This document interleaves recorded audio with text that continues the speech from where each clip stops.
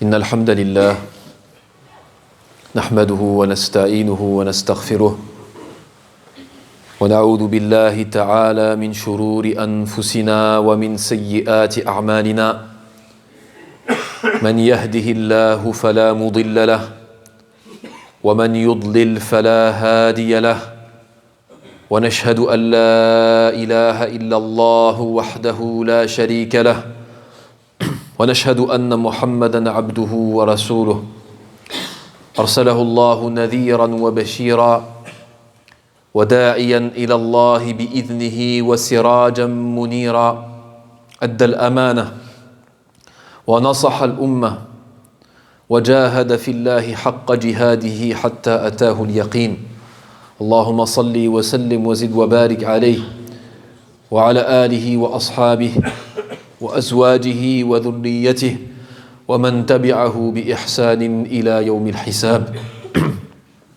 أما بعد فأوصيكم ونفسي بتقوى الله فإن الله تبارك وتعالى وصانا ووصى أهل الكتاب من قبلنا بتقواه جل جلاله فقال عز من قائل يا أيها الذين فقال عز وجل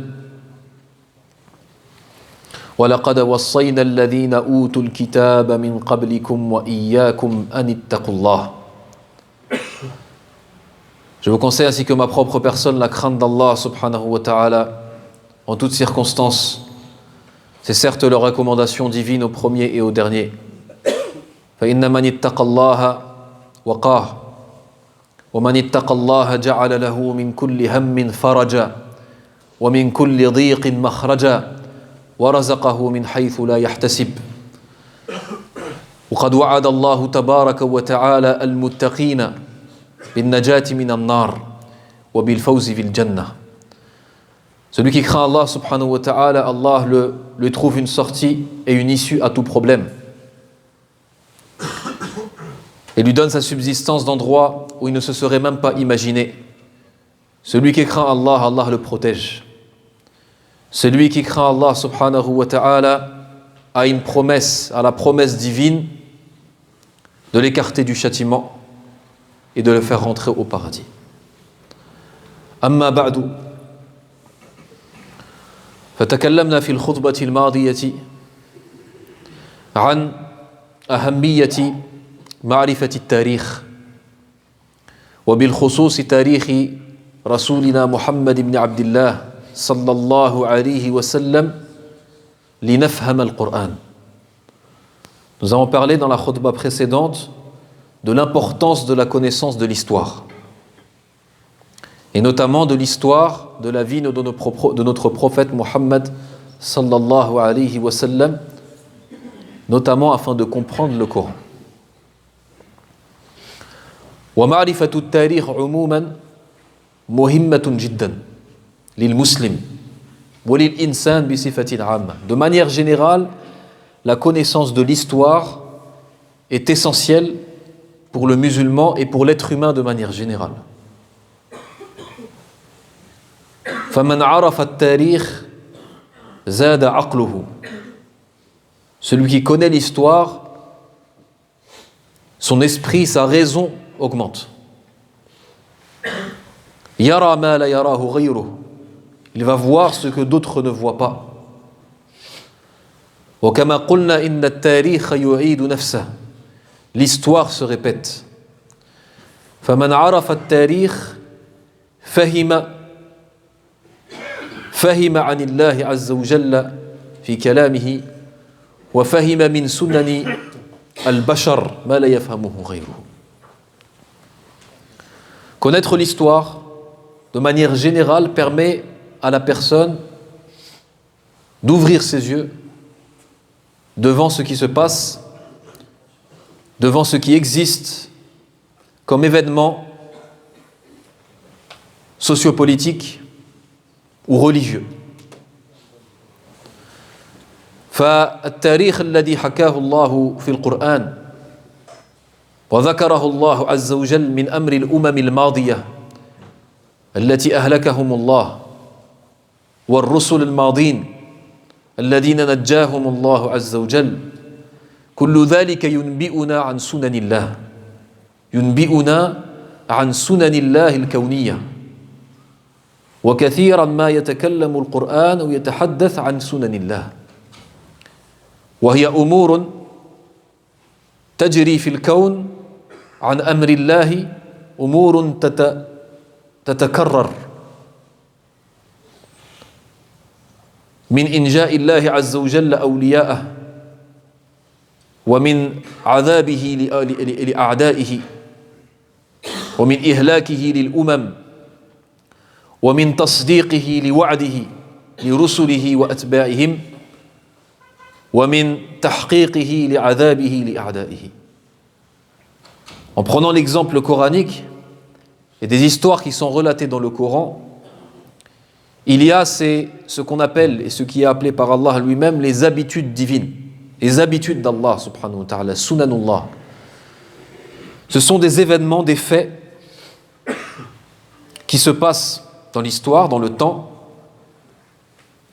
des décrets qu'Allah subhanahu wa ta'ala décide et qui se répètent dans le temps.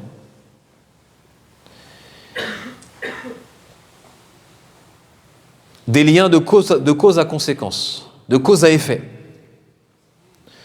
Celui qui croit au prophète et au messager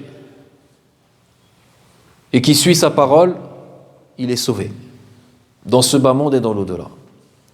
Celui qui renie le prophète ou le messager, qui dément la menace d'Allah et de son messager, il subit le châtiment.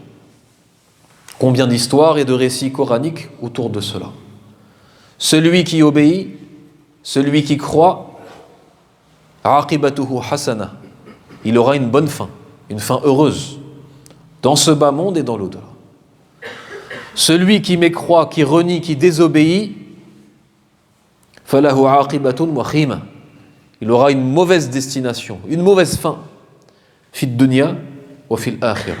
At-tarikh yu'idu nafsahu. والذي يسير الكون ويسير الأرض وما يحصل في الأرض في السماء هو الله. Celui qui décrète et décide de tout ce qui se passe sur terre, comme événement, comme fait, sur terre ou dans le ciel, c'est Allah subhanahu wa ta'ala. Donc même chose, quelqu'un qui en connaît plus de l'histoire comprendra plus ce qui se passe dans l'univers, comprendra plus certains secrets des mystères de l'univers. Ba'da asrari malakuti al-kawn. Faman arafa at-tarikh izdada aqluh. Celui qui en connaît plus dans l'histoire augmentera en connaissance, en raison et en intelligence.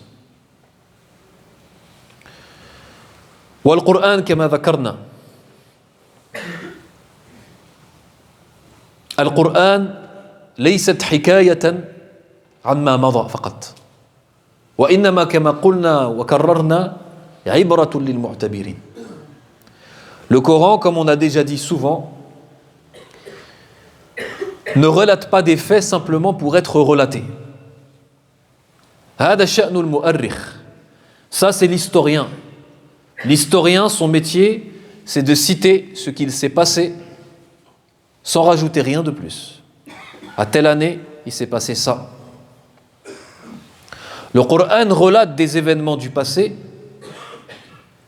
mais son but principal n'est pas cela. Le but principal du Coran, lorsqu'il relate des faits, il y a l'ibra. C'est l'exhortation, c'est le rappel. Et c'est pourquoi, dans le Coran, lorsqu'Allah subhanahu wa ta'ala nous relate les récits des anciennes communautés ou des prophètes, etc. À la fin, souvent à la fin de ces récits, يذكر أن في ذلك عبرة لمن كان له قلب كما في سورة هود كذلك نقص عليك من أنباء ما قد سبق وقد هذا في سورة طه. لكن في سورة هود أيضا il cite à la fin que cela sera une exhortation pour ذوي الألباب, ceux qui raisonnent. Et donc il nous montre par cela, Tariqatul Qur'an nous montre le chemin du Coran nous montre que le fait de savoir qu'il s'est passé telle chose à tel moment n'est pas utile. Ce qui est utile, c'est d'en prendre une leçon, d'en tirer une leçon. فيزداد بذلك الإنسان والمؤمن عقلا وتقوى وإيمانا ويقينا بوعد الله يقينا بوعد الله وتصديقا لرسل الله. Par cette histoire qui se répète, le croyant ne va pas simplement répéter ces histoires, mais va en comprendre une leçon, une conclusion, qui est que la promesse d'Allah est véridique, que la menace d'Allah subhanahu wa ta'ala pour ceux qui lui désobéissent est proche, et qu'il y a dans cela des exemples et des exemples, tellement d'exemples que ça devient une règle. Fi qalbi al-mu'min, dans le cœur du croyant, que la promesse d'Allah est véridique. Wa'adullahi sadiq. Wa anna Allah qadirun ala kulli shay. Wa annahu ghalibun ala kulli shay. Wallahu ghalibun ala amrih. Walakinna akthara an-nasi la ya'lamun. Le croyant, par tous ces récits, va en tirer une conclusion qui est qu'Allah subhanahu wa ta'ala est plus fort que tout. Les ennemis des prophètes étaient nombreux. Les ennemis des prophètes étaient forts, avaient de grandes armées, avaient beaucoup de pouvoir et d'autorité sur terre. Mais lorsqu'Allah Azza wa Jal veut une chose, il le fait. Lorsqu'Allah subhanahu wa ta'ala yurida an yarfa aqwaman yarfa'uhum. Lorsqu'il veut élever des gens dans ce bas monde avant l'au-delà, il les élève. Kama qala Allah Azza wa Jal an bani Israël wa ma hadatha ma'ahum fi qadiyat Fir'aun qala wa nuridu أن نمن على الذين استضعفوا في الأرض ونجعلهم أئمة ونجعلهم الوارثين ونمكن لهم في الأرض ونري فرعون وهامان وجنودهما منهم ما كانوا يحذرون. Lorsqu'Allah Azza wa Jalla, au début de Surat Al-Qasas, de la Sourate des Récits, nous parle de Pharaon et ce qu'il a fait avec les Israélites. Inna fir'auna ala fil ard wa ja'ala ahlaha shi'an yastad'ifu. Après il dit, après avoir décrit l'état, la situation, le fait que Pharaon les prenait comme esclaves, le fait qu'ils étaient dans une situation déplorable, il dit ensuite wa nuridu, nous voulons, wa idha arada Allahu shay'an fa innama yaqulu lahu kun fayakun, et lorsqu'Allah veut une chose, il dit soit et allez. Wa nuridu an namunna 'ala alladhina istud'ifu fil ard, ça veut dire nous voulons donner de nos bienfaits à ceux qui ont été persécutés sur terre, qui ont été pris comme faibles sur terre. Que nous fassions d'eux des imams, ça veut dire des gens qui seront l'exemple pour ceux qui viennent après. Et de faire d'eux des héritiers. Héritiers de quoi? Héritiers du royaume de Pharaon. Et de faire d'eux des gens qui seront makkina lahum fil ard, ça veut dire qu'ils auront une autorité, un pouvoir sur terre. Wa numakkina lahum fil ard wa nuriya fir'auna wa hamana wa junudahuma minhum ma kanu yahdharun. Al-wa'd, la promesse pour les Israélites, et ensuite la menace. La menace pour Pharaon, pour son ministre Haman, minhum ma kanu yahdharun. Nuriya fir'auna wa hamana wa junudahuma minhum ma kanu yahdharun. Wa hakadha al-Qur'an. Inna risalata al-Qur'an تدور حول الوعد والوعيد والإنذار والبشرى. Le message du Coran tourne autour de la promesse et de la menace, de l'avertissement et de l'annonce de la bonne nouvelle. فما بعث المرسلون والرسل إلا مبشرين ومنذرين. Les messagers d'ailleurs n'ont été envoyés que pour avertir et de l'autre côté annoncer la bonne nouvelle. Avertir du châtiment de Dieu dans le cas de la désobéissance et du reniement du message, et annoncer la bonne nouvelle pour ceux qui croient et qui suivent. هذا هو رسالة القرآن. فمن تعلم التاريخ وخاصة التاريخ الذي يكون حول القرآن وحول علوم القرآن, celui qui apprend l'histoire de ce qu'il y a autour du Coran et autour des sciences du Coran, ازداد علمه في القرآن. Sa connaissance du Coran va augmenter. وعلى هذا كان صحابة رسول الله صلى الله عليه وسلم. C'est كلهم طبعا لكن علماؤهم, les savants parmi les compagnons du prophète عليه الصلاة والسلام, يعني زادوا علينا أو ازدادوا علينا بهذا العلم الخاص, علم ما يسمى بعلم أسباب النزول, علم أسباب نزول آيات القرآن, وهو علم شريف ومهم جدا في معرفة القرآن, بل لا يمكن معرفة فهم القرآن إلا به. C'est cette science spécifique, c'est ce savoir et cette connaissance précise et importante, essentielle pour la connaissance et pour la compréhension du Coran qu'avaient les compagnons du prophète sallallahu alayhi wa sallam, par le fait qu'ils sont compagnons du prophète, que nous n'avons pas, ou que plutôt nous avons pris d'eux, mais que ceux qui sont venus après eux, parmi les générations, n'avaient pas. On n'avait qu'en partie et n'ont pu prendre que d'eux. C'est la connaissance des causes de la révélation des versets. Ça fait partie des sciences du Coran. Une des sciences du Coran, c'est celle-là, la connaissance des causes de la révélation des versets. Asbab nuzul ayat al-Qur'aniyya. C'est-à-dire, لماذا نزلت هذه الآية وفي من وأين ولأي سبب في أي سياق. Pourquoi tel verset a été révélé? À quel moment? أين ومتى? À quel endroit? Au sujet de qui? Dans quelles circonstances? Et ça, c'est extrêmement important pour comprendre le Coran. Extrêmement important. Et c'est ça ce que les compagnons du prophète, ils avaient cette spécificité. Pourquoi? لأنهم عاشوا هذا التاريخ. عاشوا مع الرسول صلى الله عليه وسلم وشاهدوا نزول هذه الآيات وهم كانوا عايشين في هذا الوقت. C'est ça la différence entre nous et les compagnons du prophète. Parce qu'il y a des gens, malheureusement, on entend parler, actuellement, des gens qui sont en train de remettre en cause l'exégèse qu'on a, les exégèses qu'on a. Ça veut dire les livres d'exégèse qu'on a de tafsir du Coran. Il y a certaines personnes, et c'est très dangereux. Il y a da'wa khatira jiddan. Il y a da'watun khatiratun jiddan. Cet appel est très dangereux. Un appel à remettre en cause les livres d'exégèse que nous avons.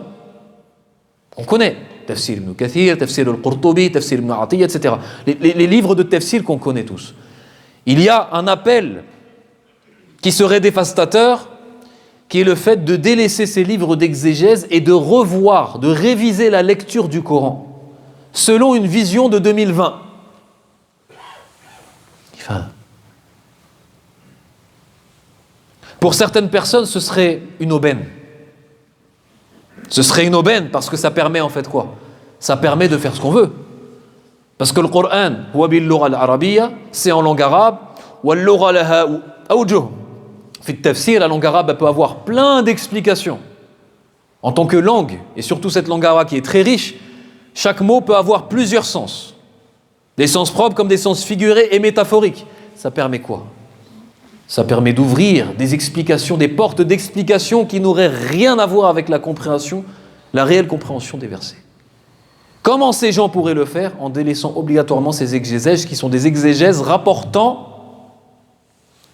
les exégèses des compagnons du prophète sallallahu alayhi wa sallam.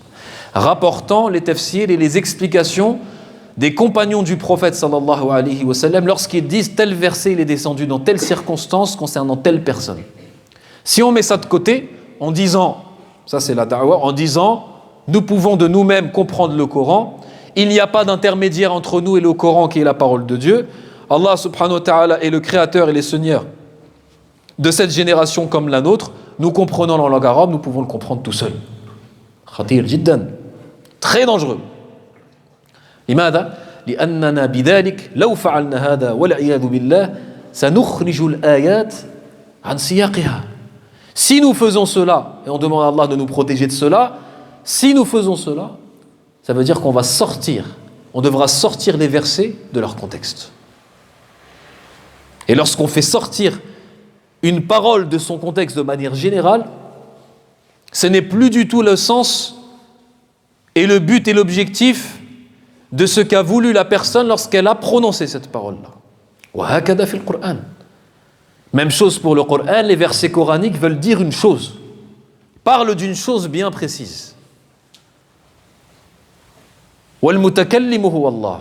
Et celui qui parle dans le Coran, c'est Allah subhanahu wa ta'ala. Si on fait sortir ces paroles de leur contexte, on s'égare totalement dans l'explication du livre d'Allah. وَمَنْ أَضَلَّ عَنْ كِتَابِ اللَّهِ ضَلَّ فَهُوَ الضَّالُ. Et celui qui s'égare du livre d'Allah, c'est certes lui l'égaré. أسأل الله تبارك وتعالى أن يغفر لنا وأن يرحمنا وأن يعفو عنا إنه هو الغفور الرحيم.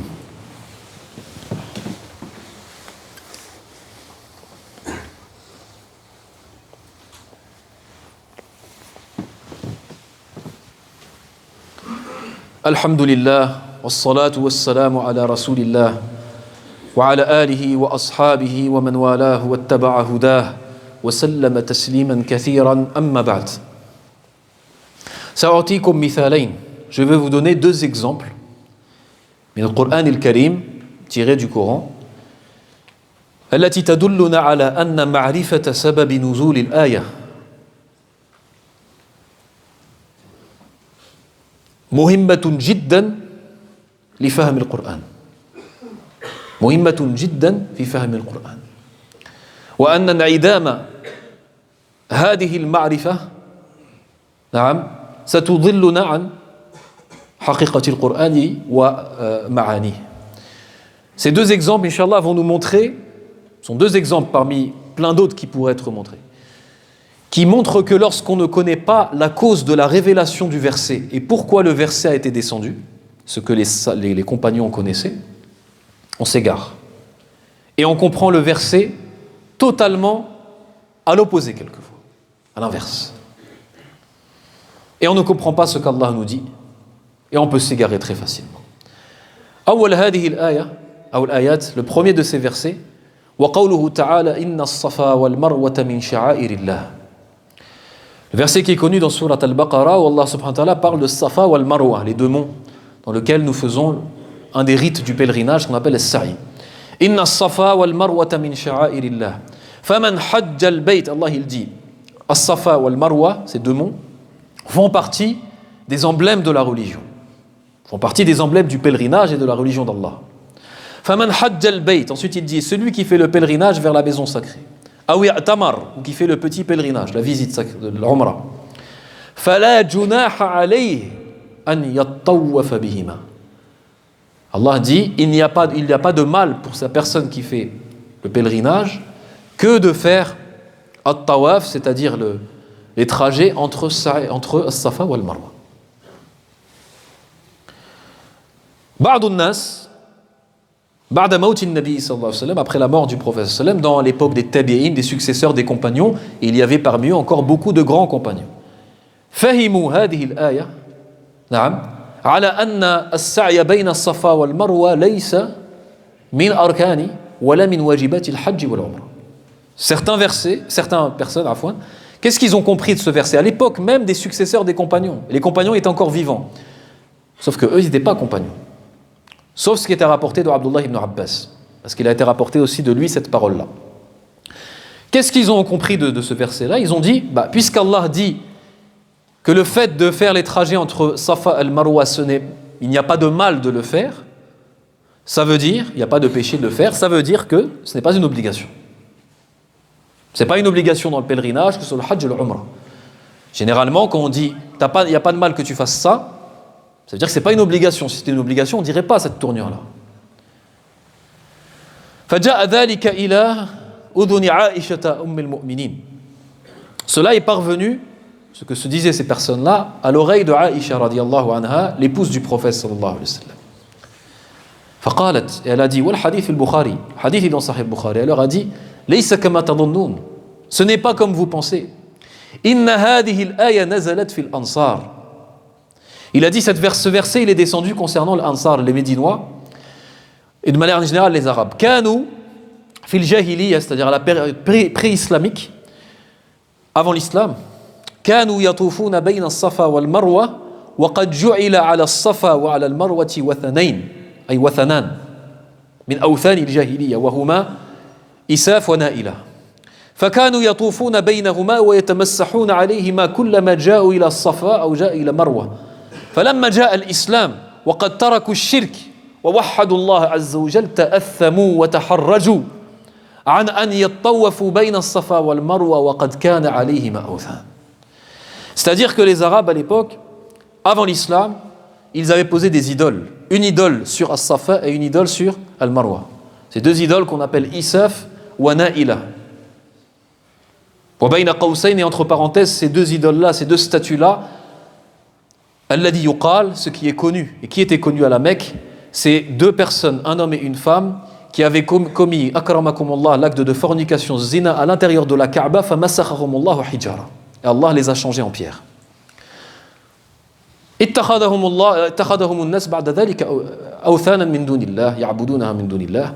Cela n'a pas suffi comme leçon pour les gens, leur punition, ils les ont pris comme idoles et ils les ont adorés en dehors d'Allah.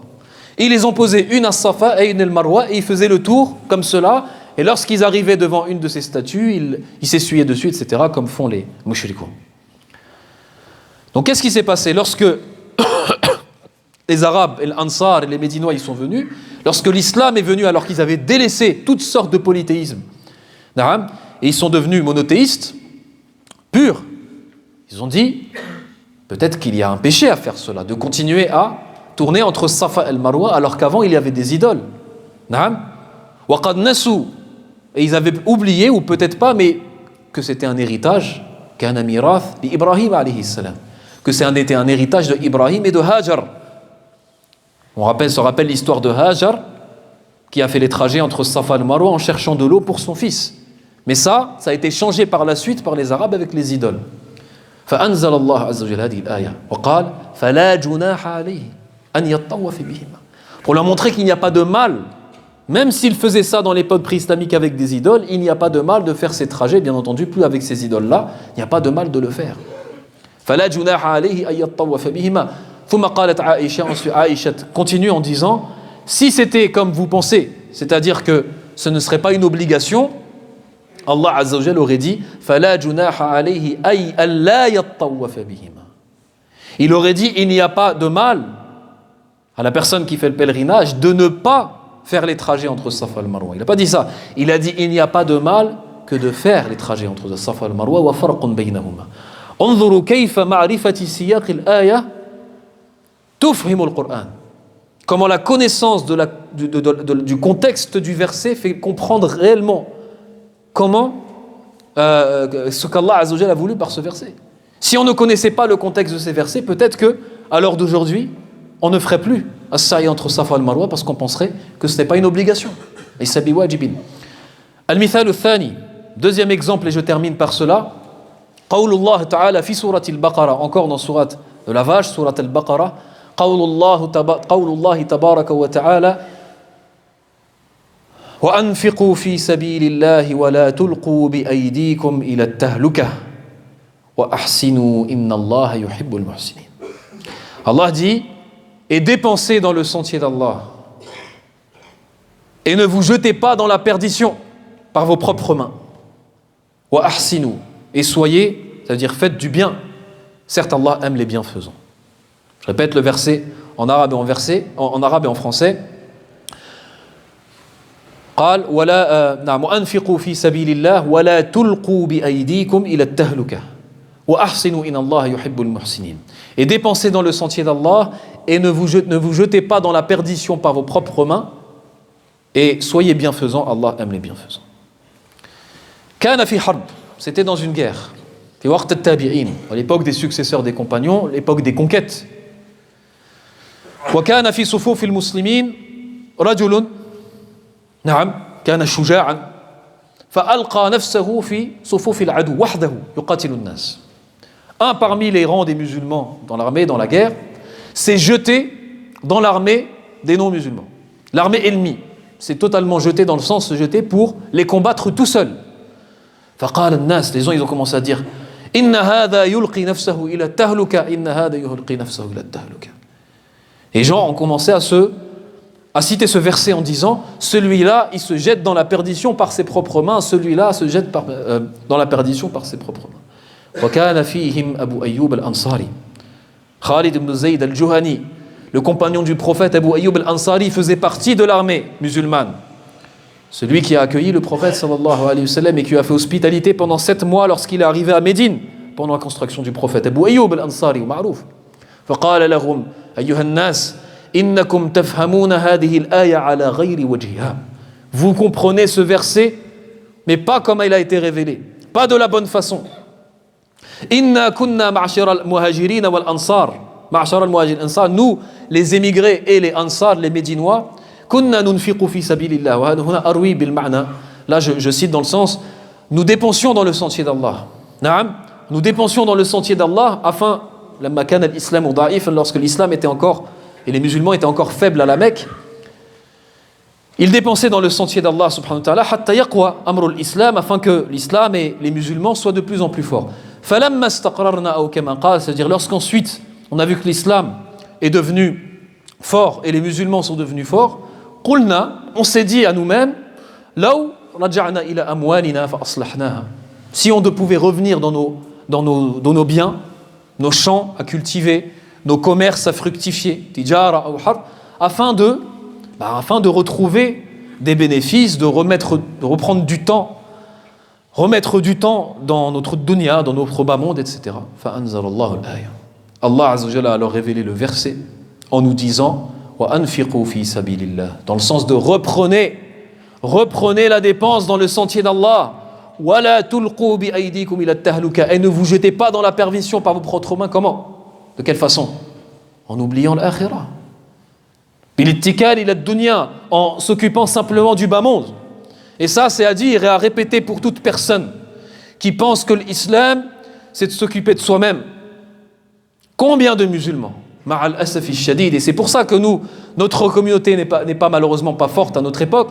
Combien de musulmans pensent que son islam, c'est le fait de s'occuper de lui-même et de sa famille? Il ne s'occupe que de lui et sa famille. Lorsqu'on lui parle d'un projet, lorsqu'on lui parle d'une association humanitaire, lorsqu'on lui parle de quoi que ce soit, une école, il dit non, moi je fais pas confiance, c'est pas mon problème. C'est pas ton problème. Si c'est pas ton problème, c'est le problème de qui? Nous sommes une communauté. La communauté, c'est comme un seul corps. Allah Azza wa Jalla, il a nommé perdition le fait de s'occuper que de son dunya, en pensant que l'islam c'est bon, il n'a plus besoin de nous.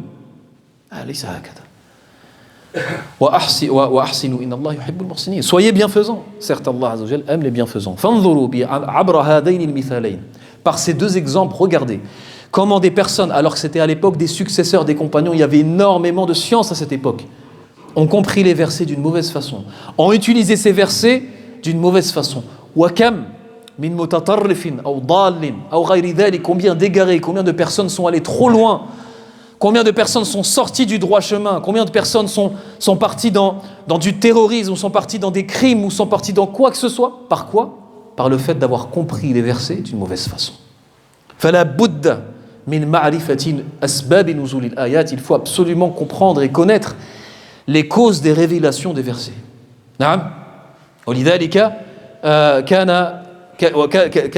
كان على ذلك عبد الله بن مسعود رضي الله عنه, Abdullah ibn Abbas, les grands compagnons qui étaient connaisseurs du Coran, comme Abdullah ibn Mas'ud, Abdullah ibn Abbas, il savait tout ça. Chaque verset, il savait où est-ce qu'il était révélé, dans quelles circonstances il était révélé. Ils ont compris d'Allah subhanahu wa ta'ala ce qu'il a dit dans son livre et dans ses paroles. ففي تفسير هذه السورة إن شاء الله, dans l'explication de cette sourate, سورة الحجرات, سترون أنها كلها أو كل الآيات أو تقريبا كل الآيات لها أسباب نزول. Tous les versets, on va voir qu'il y a une raison, il y a une cause, il y a une situation et un contexte un contexte par rapport à sa révélation. Pourquoi il a été révélé, dans quel cas et pour qui, au sujet de qui. Et on va voir que c'est extrêmement important pour comprendre les versets du Coran, Mazilna fil muqaddima, on est encore dans l'introduction et on n'est pas encore rentré dans l'explication de cette sourate, mais c'est très important parce que c'est la première fois qu'on rentre dans un exégèse d'une sourate et il y a des choses qu'il faut absolument comprendre.